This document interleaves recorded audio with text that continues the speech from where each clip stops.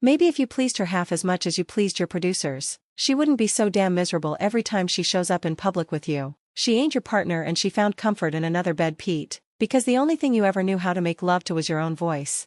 Recently, on what was meant to be a standard political discussion show, an episode like so many others that aired weekly on national television, a singular explosive moment altered the landscape of public discourse, with the usual crowd of vocal partisans, well-practiced moderators, and stage lighting designed to flatten emotions into consumable soundbites. No one could have foreseen what would erupt between two highly visible figures on opposite sides of the American political spectrum. Congresswoman Jasmine Crockett and Pete Hegseth were invited to discuss national unity, government accountability, and family values. The producers likely thought pairing them would result in some spirited back and forth, but even the most daring scriptwriter couldn't have drafted what unfolded on that stage. This wasn't political jousting. It became personal, it became physical, and it left the audience gasping, the studio scrambling, and the nation utterly stunned.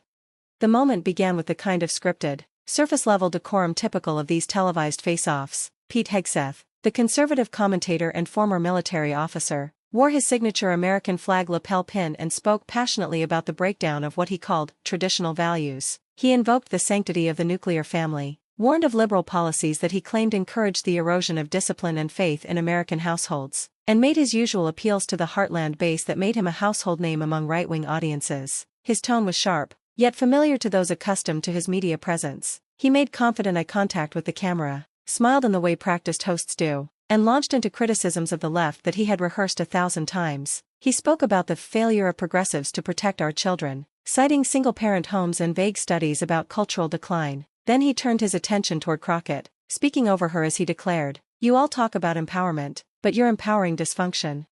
That was when Jasmine Crockett, who until that moment had remained relatively quiet with a poised expression, tilted her head slowly and let her lips curl into the smallest smile. She didn't raise her voice. She didn't interrupt with desperation. Instead, she leaned slightly into her microphone and calmly said, "You want to talk about dysfunction, Pete? Maybe you should start with the dysfunction in your own house, because your wife, bless her heart, has been trying real hard to get away from you. Maybe she's tired of the man who saves his softest tone for Fox News and his harshest words for his own living room." It took only a second for her words to land, but when they did, the atmosphere imploded. The studio was instantly engulfed in a tension so thick it seemed to slow time itself. Gasps came from the live audience. The other panelists froze. Even the crew behind the cameras flinched, unsure if they should step in.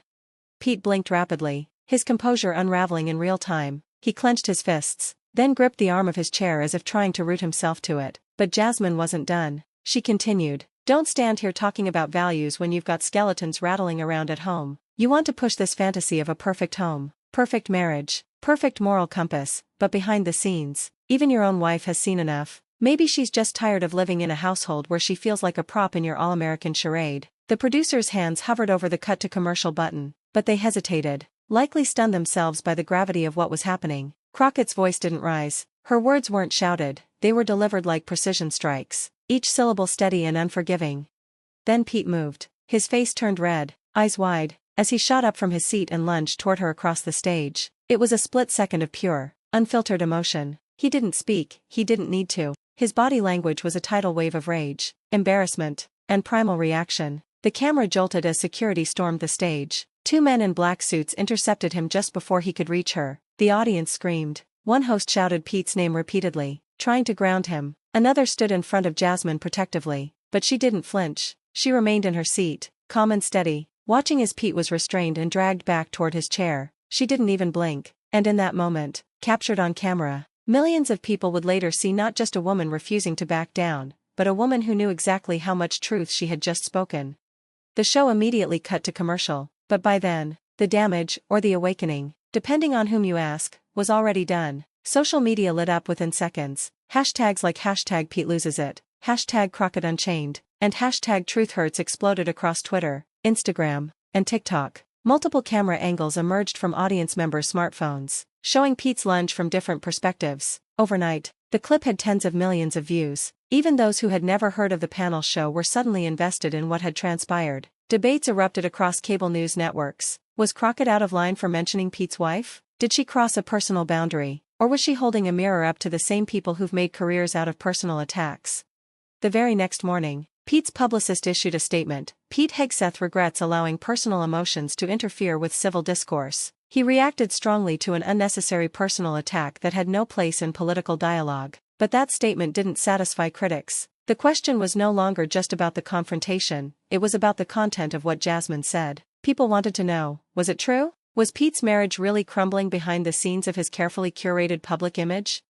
Within 48 hours, leaked texts from someone close to the family, reportedly a friend of Pete's wife, made their way to the press. One message read, "He treats everyone like they're beneath him. She's been miserable for a long time. She only stays because of the kids." Another claimed, "She's talked to divorce attorneys more than once. She feels like she's just a background actor in his media world." These messages went viral, and suddenly, Jasmine's remarks took on a whole new dimension. She hadn't been speculating, she'd been exposing, and that made her critics even more rattled. In a follow-up interview with a popular progressive podcast, Jasmine addressed the backlash. Was it personal? Yes. Did it need to be said? Absolutely. I am so tired of these men standing on their high horses talking about what families should be, who women should be, while their own houses are burning. I will not apologize for holding up a mirror. If the reflection makes them uncomfortable, maybe it's time to change the picture. Her words ignited a firestorm. Celebrities, politicians, influencers, everyone had something to say. Some came to Pete's defense, calling Crockett's comments a low blow.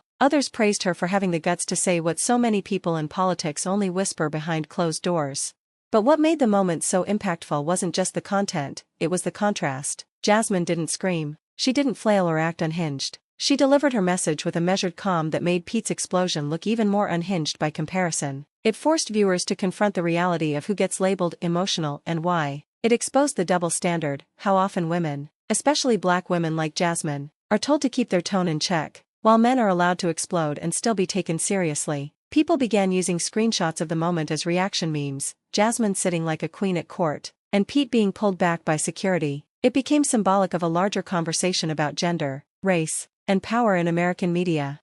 News networks couldn't get enough. Conservative outlets tried to frame the situation as an attack on the family, while liberal ones hailed it as a moment of political clarity. Polling showed Jasmine Crockett's approval rating soaring. She wasn't just a politician now, she was a cultural moment, a symbol of unfiltered truth in a time of constant spin. Her campaign fundraising spiked by nearly $500,000 in the week following the event. New voters registered under her messaging, her social media presence doubled, and suddenly, she was being invited to talk shows, university panels, and global political forums. Meanwhile, Pete Hegseth entered what was described as a voluntary media leave, but insiders at his network hinted he had been strongly encouraged to step back. The showrunners were flooded with calls, emails, and social media demands for accountability. One producer anonymously told a news outlet, "The higher-ups were furious, not because of what Jasmine said, but because Pete almost turned a televised debate into a full-blown physical incident. That's a lawsuit waiting to happen. That's not TV gold, that's chaos." What remained clear as the dust settled was this: Jasmine Crockett didn't just win an argument, she shattered a myth. The myth that politicians must always be polite, that women must always stay soft-spoken, that personal truths must be whispered instead of shouted when the stakes are high. She used her moment to deliver not just a comeback, but a challenge to a system built on deception and curated narratives. And she emerged not just unscathed, but empowered. This was more than a viral clip. It was a reckoning. It was a mirror held up to the American psyche, asking, who do you believe? The one who yells when his secrets are exposed, or the one who speaks them clearly for all to hear? And if this moment has reminded you of how powerful truth can be, even when it's uncomfortable, don't forget to support this channel. Like this video, subscribe for more uncensored and raw political drama, and turn on your notifications. We're here to bring you every unforgettable moment as it happens. Stay sharp, stay aware, and we'll see you next time.